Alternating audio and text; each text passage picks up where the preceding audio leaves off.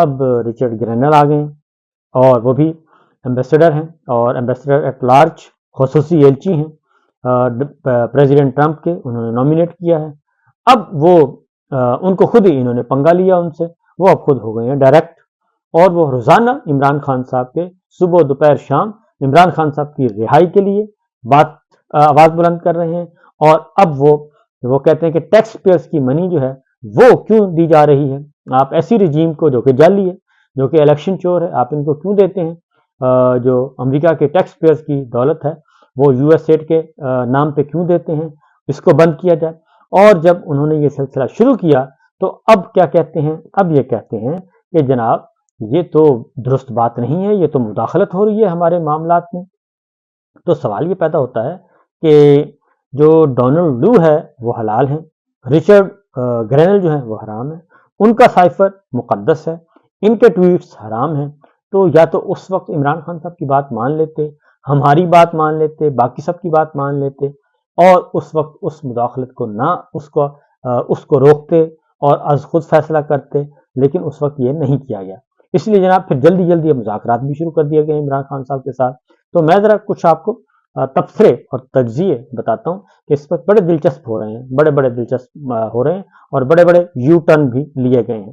تو مشاہد حسین سید صاحب کہتے ہیں کہ اس وقت مذاکرات کی نیٹ پریکٹس ہو رہی ہے، اصل مذاکرات بعد میں ہوں گے۔ موجودہ حکومت شاہد آفریدی کی طرح کھیل رہی ہے، جو چوکے چھکے لگانے کے شوق میں کسی بھی وقت آؤٹ ہو سکتے ہیں، اور عمران خان حنیف محمد کی طرح کھیل رہے ہیں، آہستہ آہستہ لمبی اننگز کھیل رہے ہیں، اور وہ انہیں آؤٹ کرنا بہت مشکل ہے، اور وہ آؤٹ نہیں ہو رہے، وہ کریز میں جب تک ہیں اس وقت تک خطرناک ہیں، اور وہ مسلسل خطرناک ہو رہے ہیں، کیونکہ حنیف محمد نے 337 رنز بنائے تھے اور وہ کریز پر موجود رہے تھے۔ یہ دوسرا تبصرہ ایک اور ہے جناب، اور وہ انیک ناجی صاحب ہیں۔ وہ کہتے ہیں آج بھی سب کچھ نہیں بگڑا، سیاست میں ہمیشہ راستہ کھلا رہتا ہے، یہ خوف کہ عمران خان ہمیں مار ڈالے گا، غلطیوں پر غلطیاں کرواتا چلا جائے گا، اس خوف سے نکلیں، وہ چنگیز خان نہیں ہے، کھلے دل سے مکالمہ کریں، مسکرائیں اور دھوئے سے بنے اس اقتدار کو ہوا میں اڑا کر وہاں کے پاس واپس جائیں۔ تو سر یہ کیسے واپس جا سکتے ہیں؟ یہ تو الیکشن ہار چکے ہیں، اور الیکشن ہارے ہوئے کو پتہ ہے کہ واپس بھی جائیں گے تو رزلٹ اس سے بھی بدتر آئے گا، اور کلین سویپ جو ہے وہ اس میں اضافہ ہوگا، تو اس لیے یہ نہیں جائیں گے۔ اس کے ساتھ ساتھ پیپلز پارٹی جو کہ ان کی اتحادی بھی ہے، سب کچھ ہے، تو وہ کہتی ہے کہ جی انٹرنیٹ کی سہولت نہ ہو تو ڈیجیٹل اکانومی کا نعرہ کیسے لگا سکتے ہیں؟ کیوں نہ آئین میں یہ لکھوا دیں کہ انٹرنیٹ بطور حق ملنا چاہیے۔ تو یہ جناب آپ اپنی حکومت سے پوچھیں، آپ حکومت کا حصہ ہیں، سب کچھ ہے تو اس سے پوچھیں۔ اب رانا ثناءاللہ صاحب کہتے ہیں کہ امریکہ اگر ڈاکٹر عافیہ صدیقی کو رہا کرے تو ہم عمران خان کے بارے میں سوچ سکتے ہیں۔ اب یہ صورتحال جو ہے یہ یہاں تک پہنچ چکی ہے، میرا خیال ہے کہ ان کی جو حالت زار ہے وہ کافی گڑبڑ ہو گئی ہے، اور اس کا پھر جواب دیا حامد میر صاحب نے۔ تاریخی حقیقت یہ ہے کہ عافیہ صدیقی کے لیے پاکستانی میڈیا پر پہلی آواز 2003 میں عمران خان نے کیپٹل ٹاک پر اٹھائی تھی، اور اس وقت کے وزیر داخلہ فیصل صالح حیات نے اس شو میں عافیہ صدیقی کو دہشت گرد قرار دیا۔ جب خان وزیر اعظم بن گئے تو عافیہ صدیقی کو بھی رہا نہ کروا سکے، اور اس کی وجہ یہ ہے کہ معاملہ کچھ اور ہے، اور ان کو حوالے بھی پرویز مشرف صاحب کے زمانے میں کیا گیا تھا، اور وہ بھی ایک ہولناک کہانی ہے، اور دردناک کہانی بلکہ کہنا چاہیے۔ تو یہ صورتحال چل رہی ہے جناب۔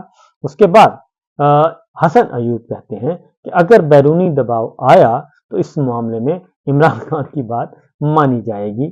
تو معاملہ یہاں تک پہنچ چکا ہے۔ پھر ایک اور بیانیہ بنانے کی کوشش کی جا رہی ہے کہ 3 جنوری کو عمران خان صاحب پی ٹی آئی کی مذاکراتی ٹیم کو کہا گیا ہے کہ آپ اپنے مطالبات جو ہیں وہ تحریری شکل میں دیں۔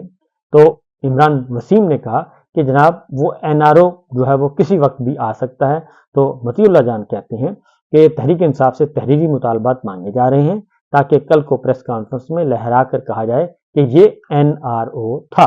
تو اس طریقے سے دوسری جانب بھی رچرڈ گرینل جو ہیں وہ کہہ رہے ہیں کہ میں نے دبے لفظوں میں بالکل نہیں بولا بلکہ کھل کر بولا ہے کہ عمران خان کو رہا کریں، اور اس کے جواب میں ایک اور بھی ہے جی, ہمارے منیب فاروق کہتے ہیں کہ بہت احتیاط سے کہہ رہا ہوں کہ 9 مئی کے بعد لوگوں کے ساتھ زیادتی بھی ہوئی اور ظلم بھی بڑا ہوا.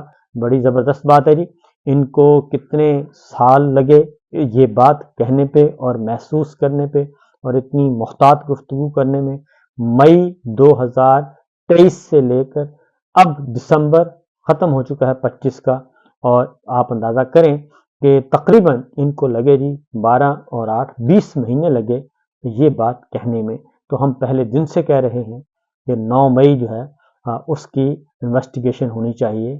اس میں بہت ظلم کیا گیا, اس کی آڑ میں بہت ظلم کیا گیا ہے کہ آپ سوچ نہیں سکتے کہ پاکستان کا جو سارا نظام ہے, پاکستان کا آئین, قانون, انتظامی ڈھانچہ, حکومتی ڈھانچہ, آئینی ڈھانچہ, عدالتی ڈھانچہ, سب کچھ 9 مئی کی آڑ میں برباد کر دیا گیا ہے اور ہر چیز برباد کر دی گئی ہے.